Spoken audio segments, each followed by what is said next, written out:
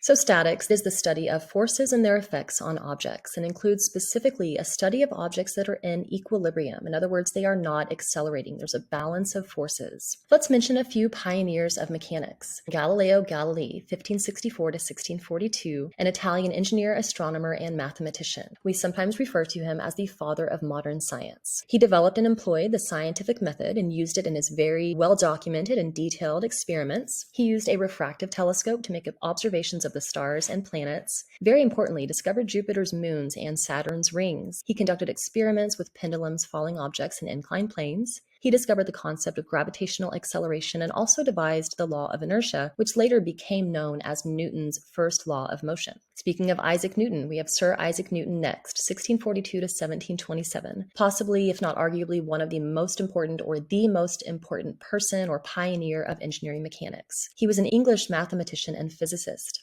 We call him the father of classical mechanics. He studied many different fields, including optics, astronomy, mathematics, and physics. He developed calculus. In fact, at a very young age, in his 20s, he developed calculus. He discovered that light is composed of multiple distinct wavelengths of color, devised the law of universal gravitation, which quantifies the attraction of masses, and also developed the extremely important 3 laws of motion. Stephen Timoshenko is more recent, 1878 to 1972. He was a Ukrainian-American mechanical engineer that we sometimes refer to as the father of engineering mechanics. He made multiple notable publications in mechanics, elasticity, and mechanics of materials, developed theories on shear deformation and rotational inertia, and it's interesting to note that ASME, the American Society of Mechanical Engineers, established the Timoshenko Medal to be awarded for distinguished contributions in engineering mechanics.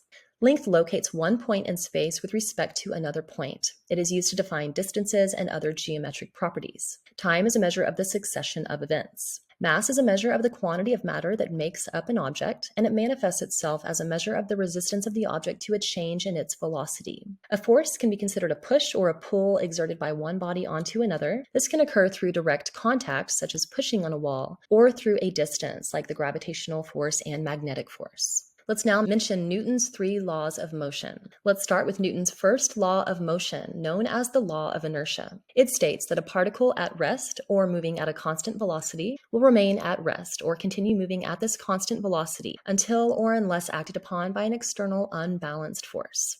Newton's second law of motion is this mathematical relationship between force, mass, and acceleration. So let's say we have this particle here of mass m being acted upon by this force F. We know from experience that as a result of this force F, this particle of mass m is going to accelerate with some acceleration. So if we know the force and we know the mass, we can calculate the acceleration. Or if we know any 2 of these 3 quantities, we can always calculate the third. Newton's third law of motion is the law of action and reaction, illustrated here. Particles A and B are on a collision course. They contact each other at some moment in time, maybe bounce off of each other. At that moment that they collide or impact each other, the force of A onto B is equal and opposite to the force of B onto A. So this law states that the mutual forces of action and reaction between 2 particles are equal, opposite, and collinear. Let's also mention another of Newton's laws, the law of gravitational attraction. So here it is in mathematical form, where F equals G m1 m2 over r squared.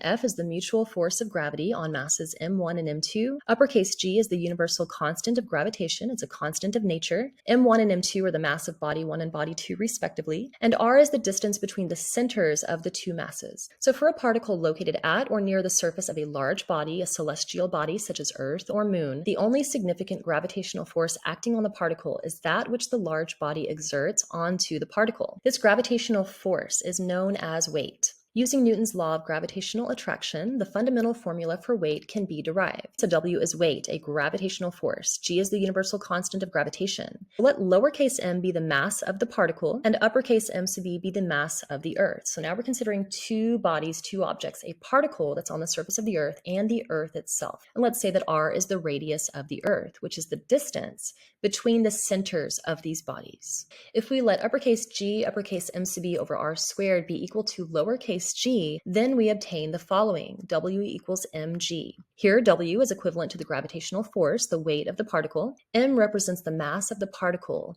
and g represents the gravitational acceleration on the surface of the large body, such as Earth. Experimental evidence shows that the approximate value of g on the surface of Earth is g equals 9.81 meter per second squared in the SI system, or g equals 32.2 feet per second squared in the US customary system. The two main measurement systems of units used in engineering are the SI system, System International or System International, which can also be referred to simply as the metric system, and the US customary system, also known as the FPS or imperial system. FPS stands for foot pound second. The fundamental units of the SI system are as follows. Length, we use the unit of meter, abbreviated as lowercase m. Time is second, abbreviated as lowercase s.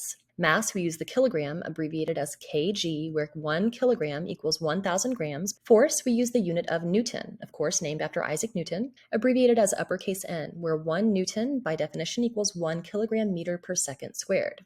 Then we have the US customary system. Fundamental units of this system are as follows. For length, we use the foot, abbreviated as FT. For time, we use second, abbreviated as S. Force, we use pound, abbreviated as LB. And mass, we use slug. There's no abbreviation, we simply write it as slug, where 1 slug equals 1 pound second squared per foot. So on this row here, we have the SI system. Length is meter, time second, mass kilogram, and for force, we use Newton. Then we have the US customary system, or FPS, or imperial system in the second row, in which we use the units of foot, second, slug, and pound. Let's now discuss conversion factors. So sometimes we need to convert a quantity that's in the SI system of units to the US customary system of units, or vice versa. So we need conversion factors. This is table 1-2 that lists for each of these three quantities, force, mass, and length, the conversion factor between those systems of units. So we have the unit of measurement in the FPS system, pound, slug, foot, equals the unit of measurement in the SI or metric system,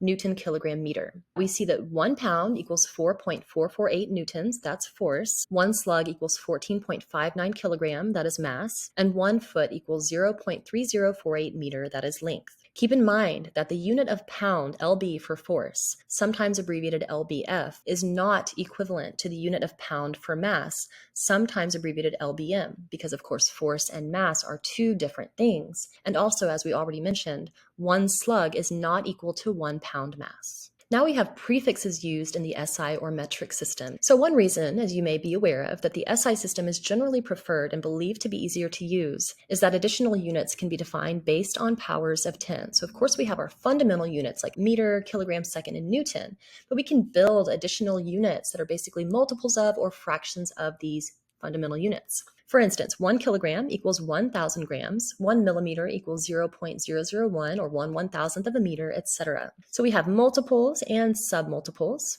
We have the exponential form, so in scientific notation, for instance, 1,000 is equal to 10 to the third, 0.000001 equals 10 to the minus 6, etc. So we have the prefix written out, giga, mega, kilo, milli, micro, nano, and the SI symbol, the letter or symbol that we use to put in front of another unit to create now another unit, a multiple or a submultiple of that unit. So we have kilo, lowercase k, is 1,000. Mega, uppercase M, 1,000,000. Giga, uppercase G, 1,000,000,000. We have milli, 1/1000th, lowercase m. Micro is 1/1,000,000th. This is a Greek letter. This Greek letter is known as mu. And we have nano, 1/1,000,000,000th, that's lowercase n.